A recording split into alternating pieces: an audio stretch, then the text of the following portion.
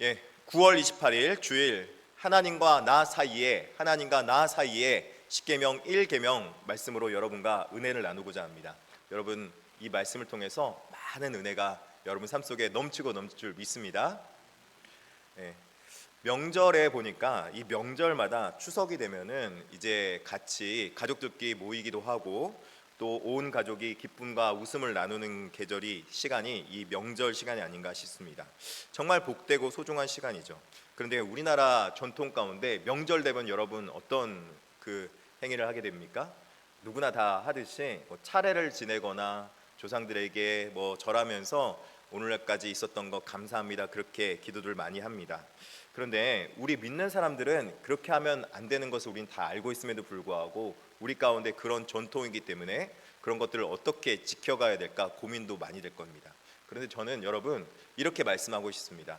절은 하지 않아도 괜찮지만 우리는 하나님 앞에 오히려 그 때를 기회 삼아서 그 모임 때에 선하신 하나님에 대해서 소개할 수 있는, 우리 하나님이 얼마나 좋으신 분인지 소개할 수 있었으면 좋겠고, 또 그리고 우리가 이 하나님으로 인해서 얼마나 복을 받은 존재인지 여러분의 간증이 여러분 가족들에게 있었으면 좋겠다 싶습니다. 그래서 오늘은 십계명의 첫 번째 계명으로 여러분과 하나님과의 관계 속에서 누리는 은혜를 여러분과 은혜 말씀으로 전하고자 합니다. 미국 사이콜로지 저널 2023년도 2월 8일에 실린 논문 내용에 굉장히 재미있는 내용이 실렸습니다.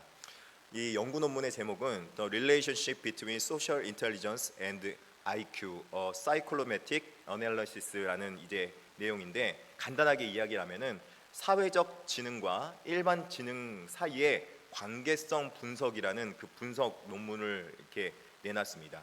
이 논문이 말하고자 하고 있는 내용은 이것입니다.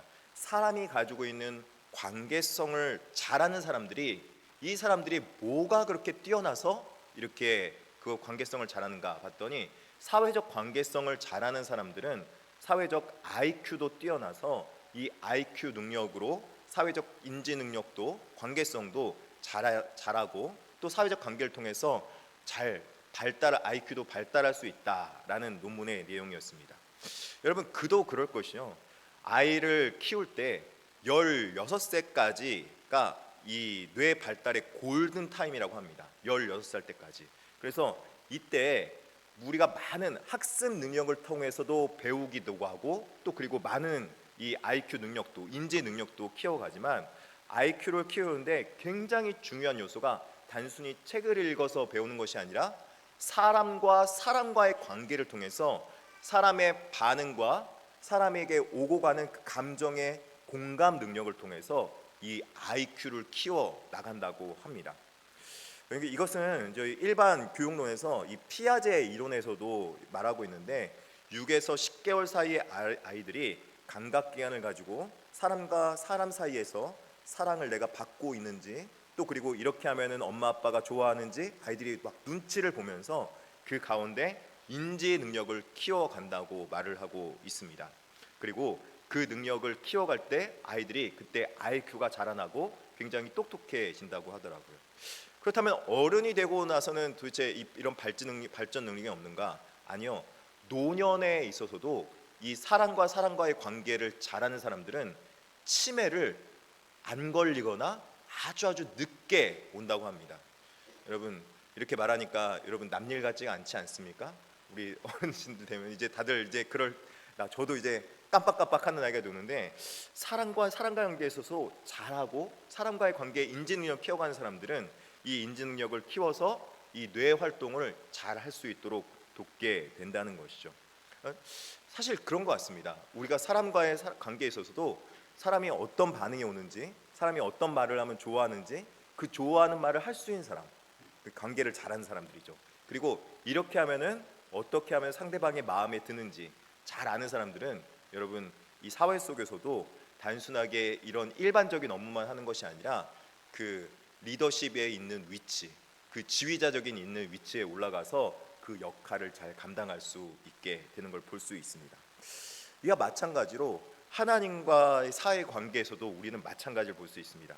하나님이 무엇을 좋아하는가, 무엇을 기뻐하시는가를 보면은 신앙의 IQ를 볼 수 있다는 거예요. 사회적 IQ뿐만 아니라 신앙의 그 인텔리전스 쿼테이션을 우리가 배워서 하나님이 원하시는 것을 할 때 하나님의 기쁨을 우리가 함께 누릴 수 있고 하나님의 은혜를 함께 누릴 수 있게 된다고 말하고 있는 것입니다.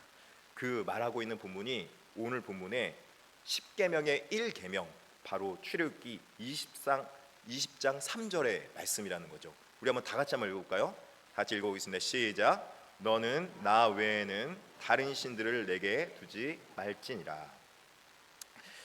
이 본문은 하나님 한 분만으로 충분한 존재임을 우리에게 말씀해 주는 것이 오늘 이 본문의 말씀이라는 것입니다. 하나님이 모든 만물의 주관자시고 그리고 이 세상 모든 만물의 창조주시라면 그 하나님과 친밀한 관계를 맺는다는 것을 누구나 다 알고 있습니다. 하나님과 여러분 친해지는 것, 하나님과 더욱더 친밀해지는 거 알고 있죠. 그리고 다른 어떤 사람보다도 먼저 하나님과 더욱더 가까이 되는 건 알고 있습니다. 그런데 우리가 그 하나님과의 관계를 얼마 정도까지 가까이 되는가, 어느 정도까지 하나님과 가까워지는가에 대해서 우리는 잘 모를 때가 사실 굉장히 많이 있어요. 아니, 우리는 알고 있지만 잘 그것을 인지하지 못할 때가 굉장히 많이 있어요.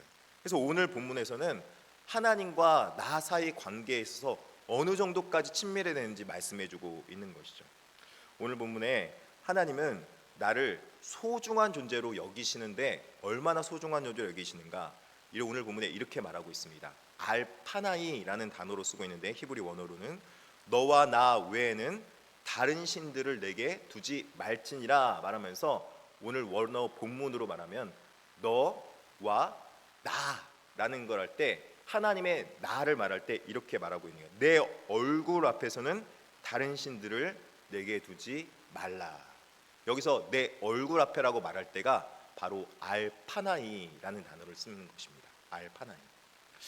우리가 보통 이렇게 생각하면은 편하게 이해할 수 있을 것 같아요.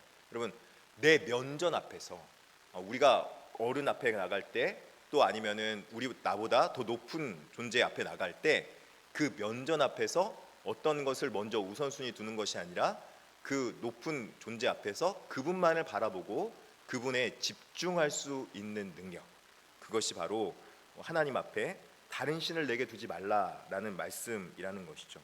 하나님의 현존 앞에 우리가 얼굴을 맞대어올 수 있는 것마저도 굉장히 귀한 은혜인데, 그 얼굴 맞댈 때 다른 것에 시선을 두지 말고 하나님께만 집중할 수 있는 것이 하나님 앞에 언약의 말씀이다, 그렇게 말하고 있는 것입니다. 하나님 앞에 얼굴을 맞댈 수 있는 것이 하나님 앞에 정말 놀라운 축복이죠. 하나님께서는 내 얼굴 앞에 다른 신들을 두지 말라라고 말한 이유는 하나님이 우리를 하나님 한 분만으로 충분한 언약의 관계로 만들어 주시겠다는 약속의 말씀이 있기 때문입니다. 다른 어떤 존재가 필요한 것이 아니라 하나님 앞에 나아갈 때 하나님이 충만하기 때문에, 하나님이 거룩하시기 때문에, 하나님이 완전하시기 때문에 그분 앞에 나아가면은 그 거룩하심이 나에게 온전하게 거룩함으로 다가오게 되고 하나님의 충만하심이 나에게 충만함으로 다가올 수 있다라고 약속해 주고 있는 것이죠. 이것은 바로 존재가 주는 의미입니다. 오늘 여기 보니까 우리 어린아이들이 많이 나왔어요. 이소도 나오고 사랑이 여름이 푸른이 나왔는데, 우리 아이들은요 하나님 앞에 정말 사랑받고 이쁨 받을 것 같아요. 무엇보다도 우리 부모님 안에만 있는 것이 아니라 사람과의 관계에 있어서 부모의 관계를 넘어서 사회적 관계의 그 지능을 캐치해가고 또 사랑받고 있다는 걸 느끼면서 그 가운데서 정말 기쁨과 감사를 누릴 수 있게 되는 것이죠. 마찬가지로 하나님 앞에서 교회 나와서 하나님을 만나고 가는 사람들은 하나님으로부터 이런 관계의 은혜를 누리며 존재의 은혜를 누리며 살아가게 된다는 것입니다. 관계의 핵심은 어떤 그 사람이 존재하기만으로 해서도 그 만족감과 은혜가 있게 된다고 말씀하고 있는 것이죠.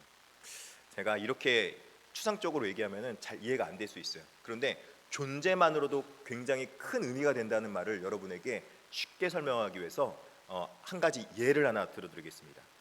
어떤 정말 마음씨 좋은 남편이 있었습니다. 정말 마음씨 좋았어요.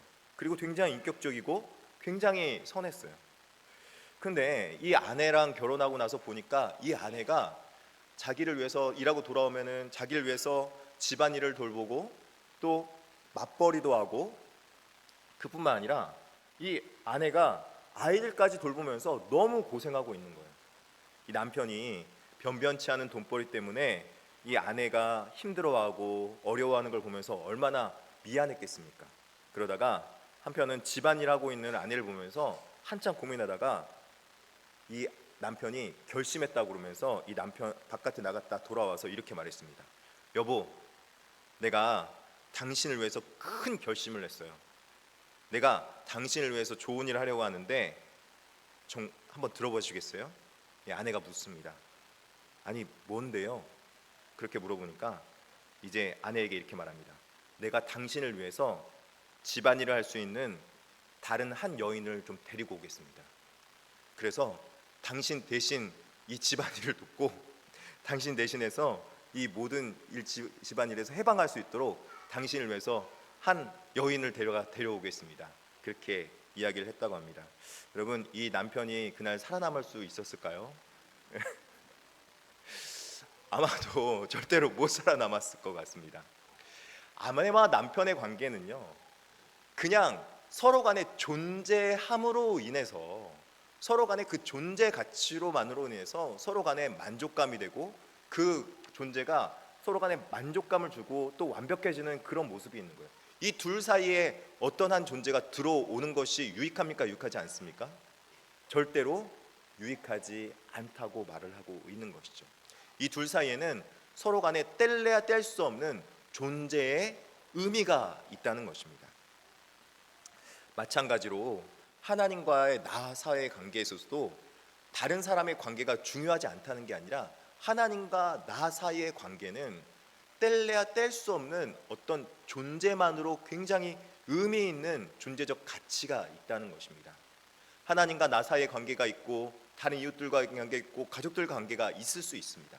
그러나 이 가족들과 관계, 다른 이웃들과 관계가 침범하지 못하는 그 관계에 굉장히 심오한 그 관계의 귀중함이 있다는 거예요.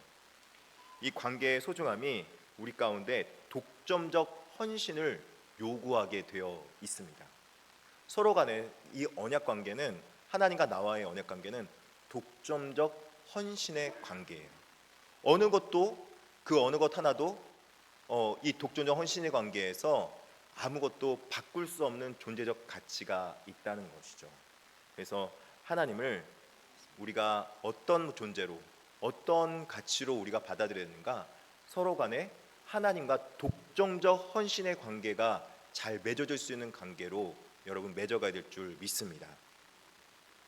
우리는 이 독점적 헌신의 관계에 있어서 이 관계를 어떻게 표현할지 모르기 때문에, 어떻게 나타낼지 모르기 때문에 이 모든 것들을 가끔가다 하나님을 사랑한다고 말하기 때문에 오히려 어떤 것으로 대신하려고 할 때가 많이 있고요.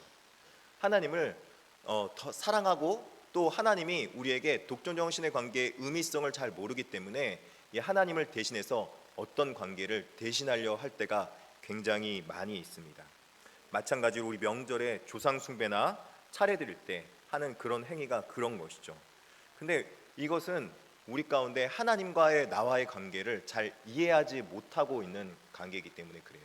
하나님이 나를 사랑하신다는 것은 오늘 본문에 너와 나 사이에는 이라고 말할 때 굉장히 중요한 단어를 썼어요. 너라고 하는 단어가 여기 보면은 단수입니까? 복수입니까? 단수예요. 대부분의 모든 하나님께서 이스라엘 백성들의 말할 때는 너희는 이란 말을 쓰거나 나의 백성은 이라는 말을 복수로 쓰거나, 그리고 또 때로는 너희들은 이라는 말씀으로 여러 사람들을 아울러 쓸 때가 굉장히 많이 있어요. 그런데 하나님께서 오늘 본문에는 너와 나 사이에는 이라고 말하면서 너와 나 사이는 다른 어떤 것도 낄 수 없는 너와 나 앞에 신 앞에 선 단독자의 모습이다 라고 말을 하고 있는 거예요. 푸르미 아버지 괜찮아요. 그냥 두셔도 돼요. 저는 아이들 나름대로의 노력을 지금 예배를 드리고 있는 거예요. 소리치면서 괜찮아요. 저는 아무런 관계 없어요. 그러니까 이 모든 것은 하나님 앞에서 내가 집중해 나갈 때, 하나님만을 바라볼 때 하나님이 주시는 놀라운 거룩함의 은혜를 내가 바라볼 수 있게 되는 것이고, 하나님을 내가 그런 가치의 존재로 여길 때 하나님이 나에게 그런 가치의 의미로 다가오게 되는 것이죠. 마치 김춘수 시인의 꽃의 구절처럼 내가 그의 이름을 불러주었을 때 그는 나에게로 와서 꽃이 되었다 라고 말하는 의미, 바로 하나님의 나의 본질과 하나님의 본질이 서로 간에 의미 있는 존재로 다가올 때 우리는 그 존재를 소중하게 여길 수 있고 가장 고귀한 가치로 여길 수 있게 된 줄 믿습니다. 여러분, 이런 하나님이 여러분에게 정말 가치 있고 의미 있는 존재로 여러분에게 다가오십니까? 오늘 그 하나님을 만날 수 있기를 바랍니다. 그러기 위해서는 우리가 하나님을 다른 어떤 것으로도 대체할 수 없는 여호와 하나님으로 만나야 될 줄 믿습니다. 두 번째는 하나님 외에는 어떤 것도 대체할 수 없는 여호와 하나님이심을 여러분 믿으시길 바라겠습니다. 하나님을 다른 어떤 것도 대체할 수 마라 라고 말하기 그 전에 20장 2절에 하나님께서 그 전제를 말씀해 주셨습니다. 우리 20장 2절을 다 같이 한번 읽어보겠습니다. 시작. 하나님은 나는 너를 애굽 땅에서 종되었던 집에서 인도하여낸 내 하나님 여호와니라. 앞에 부분을 제가 설교 부분을 좀 붙여왔네요. 나는 너를 애굽 땅에 종되었던 집에서 인도해낸 내 하나님 여호와니라 라고 20장 2절에 말씀하고 있습니다. 여기서 하나님을 어떠한 분으로 표현하고 있냐면 애굽 땅에서 종되었던 집에서 인도하여낸 내 하나님 여호와로 표현하고 있습니다. 여기서 여호와라는 여호와의 이름은 단순하게 하나님의 이름을 칭하는 것뿐만 아니라 여기서 말하는 여호와는 스스로 존재하시는 하나님의 본질을 의미합니다. 하나님은 누가 뭐라고 했는지 스스로 존재하는 하나님입니다. I am who I am이라고 말씀하셨던 모세에게 나타났던 그 하나님, 나는 어떤 것에도 제한을 받지 않고 스스로 존재하기 때문에 시간을 초월해서 임재하실 수 있으시며, 나는 스스로 존재하시기 때문에 공간을 초월해서 스스로 어디든지 임재하실 수 있으시며, 나는 하나님, 여기서 나는이라 하나님은 어디에서든지 무슨 일도 스스로 존재할 수 있기 때문에 어떠한 일도 행하실 수 있는 여호와 하나님이심을 말씀하고 있는 것입니다. 여러분, 스스로 존재하시는 하나님이라는 것은 옴니포텐스 하신 그 능력의 하나님이심을 여러분 믿으시길 바라겠습니다. 그래서 이 하나님을 믿는다는 것은 우리가 다른 어떤 것으로 대체할 수 없는 하나님이심을 깨달아 아는 거예요. 우리 성경에서는 분명히 하나님과 재물을 겸하여 섬기지 못한다 라고 말씀하고 있어요. 마태복음 6장 24절이죠. 그 말은 하나님을 자꾸 우리가 재물과 대체하려고 하고 재물이 많으면은 하나님의 존재가 없어도 되는 것처럼 여길 때가 굉장히 많은데, 아니요, 하나님은요 오히려 우리에게 재물을 주실 능력을 주시는 하나님이심을 여러분 믿으시길 바라겠습니다. 신명기 8장 18절의 말씀인데 우리가 한번 같이 한번 읽어보겠습니다. 시작. 내 하나님 여호와를 기억하라. 그가 내게 재물 얻을 능력을 주셨음이라. 이같이 하심은 내 조상들에게 맹세하신 언약을 오늘과 같이 이루려 하심이라. 아멘. 하나님은 어떤 하나님이신가 보면은, 하나님은 우리에게 가나안 땅에 들어가서 하나님을 의뢰하고 의지해야 된다라고 말하면서 왜 하나님을 의지해야 되는가? 재물 얻을 능력을 주실 하나님이라고 말씀하시기 때문에 그렇다는 거예요. 재물을 직접 주시진 않으세요. 재물을 직접 우리에게 허락하진 않으세요. 근데 중요한 거는 재물을 얻을 수 있는 기술과 능력을 주실 수는 있으세요. 그렇다면은 재물을 얻을 수 있는 능력을 우리가 하나님으로부터 얻었다면은 그 재물 얻은 달란트를 잘 활용하는 것은 우리 몫인 것이죠. 재물 얻을 능력을 우리가 하나님께 잘 활용받아서 하나님을 향해서 잘 쓰면 되는 것이죠. 그게 바로 달란트죠. 그렇듯이 하나님은 우리에게 재물 얻을 능력을 주시는 능력의 하나님이심을 여러분 믿으시길 바라겠습니다. 뿐만 아니라 우리는 성공과 명예를 위해서 잠깐 하나님을 제껴놓고 먼저 하나님 성공과 명예를 얻으면 하나님 앞에 나아올게요 라고 차를 때도 있어요. 그런데요, 사실은요, 우리 자녀들에게도 우리가 야 좋은 대학 가고 나면은 내가 하나님 믿어. 좋은 대학 가고 나면 예배 드리러 가. 이렇게 말할 때도 있는데 아니요. 하나님은요. 오히려 하나님 안에 부와 귀가 부귀 명예가 있다고 말씀하고 있어요. 역대상 29장 12절에 보면 이렇게 말씀하고 있죠. 같이 한번 읽어보겠습니다. 시작. 부와 귀가 주께로 말미암고 또 주는 만물의 주제가 되사 손에 권세와 능력이 있사오니 모든 사람을 크게 하심과 강해 하심이 주의 손에 있나이다. 아멘. 주의 손을 얘기하는데 잘 주의 손 얘기하는 건 주님의 주권을 말하고 있는 거예요. 하나님께서 이 모든 만물을 통치하시고, 주권이라는 것은 통치하시고 보존하신다는 것이 바로 주권인 줄 여러분 믿으시길 바라겠습니다. 그렇다면 하나님이 보존하시는 존재가 우리 가운데 섭리 가운데 있을 때, 하나님이 모든 것을 주재하실 때 그 모든 것을 주실 수도 있고 빼앗을 수도 있는 것이 하나님의 주권 아니시겠습니까? 우리에게 생명을 주실 수도 있고 뺏을 수도 있는 것이 하나님의 주권 아니겠습니까? 섭리의 보존 법칙이죠. 이것을 하나님께 했기 때문에 부와 귀, 부귀 명예에마저도 하나님 앞에 그 주권 안에 있습니다라고 역대상에서 고백하고 있다는, 이걸 깨달은 것이 누구예요 여러분? 다윗이에요. 이걸 깨달아 알고 다윗이 그렇게 하나님 앞에 하나님과 동행하려고 성전 짓게 해달라고, 나 성전 지어서 하나님과 동행할 수 있도록, 내 백성들이 하나님과 동행할 수 있도록 해달라고 그렇게 원했어요. 그런데요, 하나님은요 다윗에게 성전 지을 때 준비만 시키시고 성전을 완공하게 시키지 않으셨어요. 놀랐죠? 내가 원한다고 해서 다 되는 건 아니에요. 하나님 앞에 주권이 있는 거예요. 하나님의 주권을 신뢰하고 나아갔던 다윗은 하나님 앞에 존귀하게 쓰임 받습니다. 할렐루야. 하나님 앞에 모든 주권이 있다는 거예요. 여러분, 심지어 여러분 가족은 어떠합니까?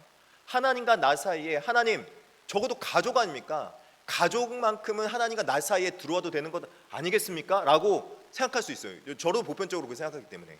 근데 이런 보편적인 인본주의적 생각이 우리 안에서 신본주의 생각에서 바뀌어져야 될 내용이라고 말씀하고 있는 거예요. 놀랍게도 여러분, 다윗 왕이 여호와의 개가 성전 안에 들어올 때 여러분 어떠한지 여러분 아십니까?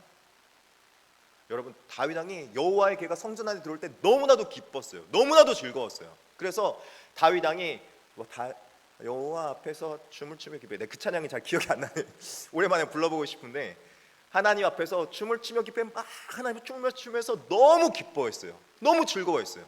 근데 그 즐거워하고 기뻐할 때 그때 한편 뒤편에서 그 모습을 보고 웃는 사람이 있었어요. 여러분 누군지 아십니까? 사울의 딸 미갈이. 그걸 보면서 사울의 딸 미갈이 보면서, 아니 어떻게 왕이 저렇게 천박하게 바지가 벗겨지도록 뛰놀면서 하나님 앞에서 저렇게 춤을 추냐고 미갈이 웃었습니다. 그것을 다윗이 우연히 어떻게 들었어요. 그래서 다윗이 그 미갈 앞에서, 사람들 앞에서 이렇게 말합니다. 내가 이보다 더 낮아지고 스스로 천하게 보일지라도 내가 누구 앞에서 뛰놀리라?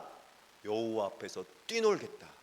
나는 그렇게 낮아지는 건 하나도 하나님 앞에서 부끄럽지 않다라고 말했던 거예요.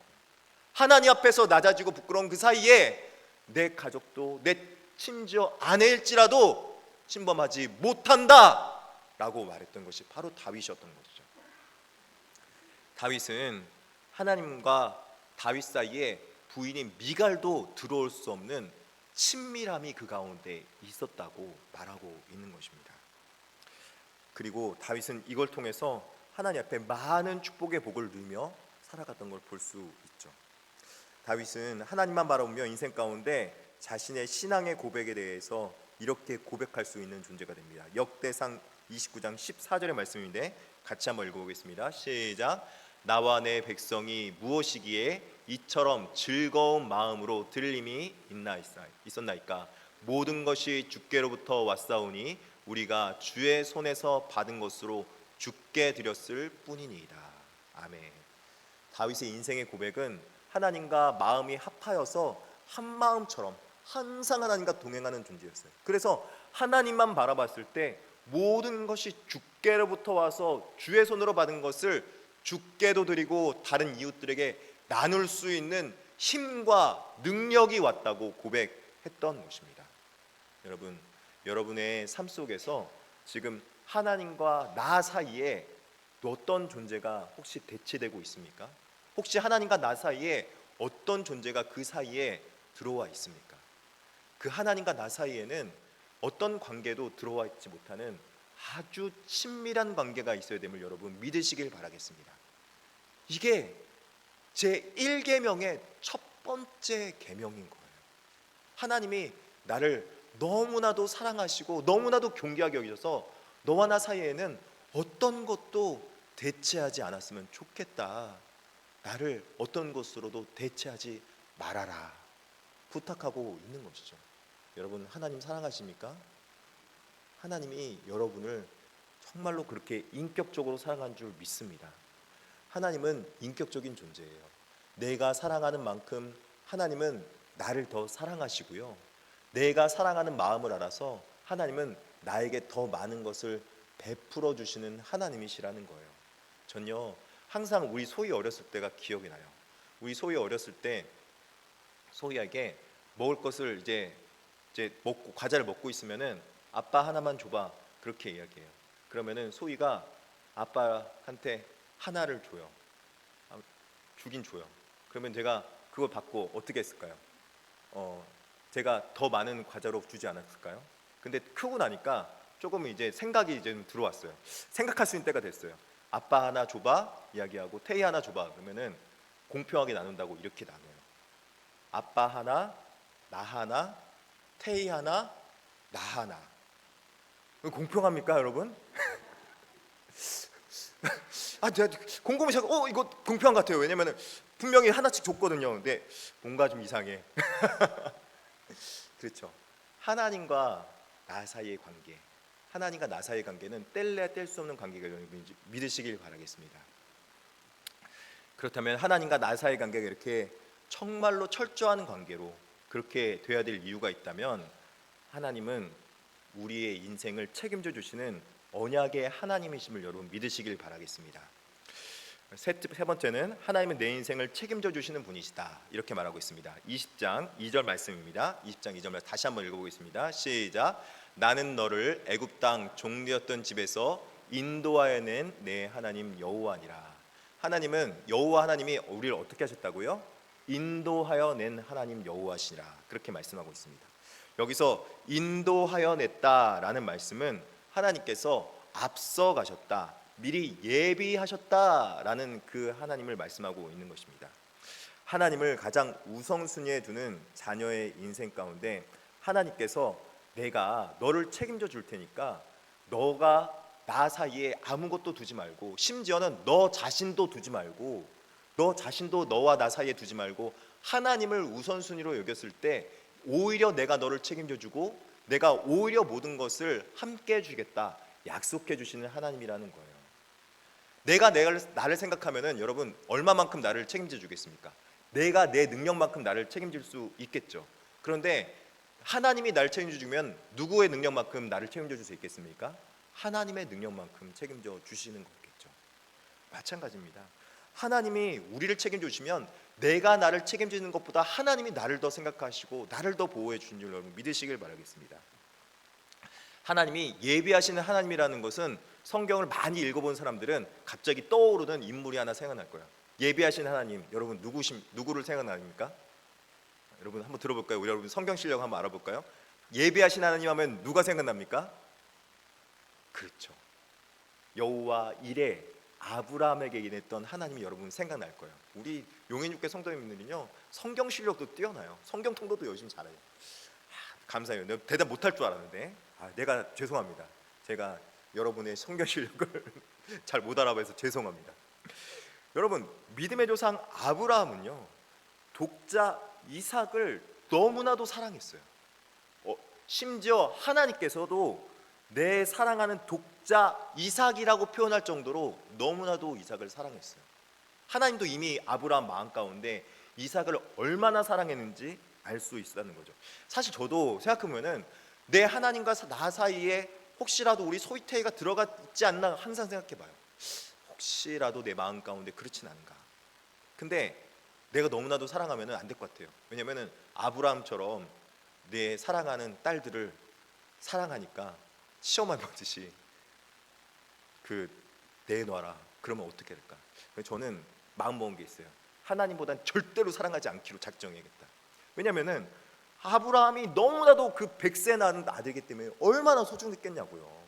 눈동자에 넣어도 그냥 안 아까울 것 같아요. 근데 그 아들을 번제로 드리라 그러니까는 마음이 아마 무너져서 철저하게 무너졌을 것 같아요. 완전히 무너졌을 것 같아요. 저 어떻게 하나님 그럴 수 있어요? 하나님 인신제사를 받으신 하나님이요? 어떻게 그럴 수 있어요? 라고 섭섭한 마음부터 들어왔을 것 같아요. 근데 하나님 앞에 아브라함이 믿음의 조상이 될 만한 가치가 있었어요. 정말 믿음이 있었어요. 그 아들에 대한 그 번제를 드리라는 그 말을 듣고 바로 자고 나서 다음날 아침에 일찍 일어나서 종들과 이삭을 데리고 모리아산을 향해서 떠납니다. 안장을 지고 멀리 가는 거예요. 그 여정 가운데 얼마나 많은 고민이 있었을까요? 얼마나 많은 생각이 오갔을까요? 근데 어느 정도 가니까 모리아산이 이제 보이기 시작하는 거예요. 종들 보고 이제는 내려놓고 아들과 나하고만 가겠다고, 이삭하고 나하고만 둘이 가겠다는 거예요. 그 아들 이삭하고 이제 단둘이서 이제 그 신앙의 여정을 떠납니다. 하나님의 번제 드릴 여정을 떠나는 거죠. 아들 데리고 떠나가는데 아들이 이렇게 묻습니다.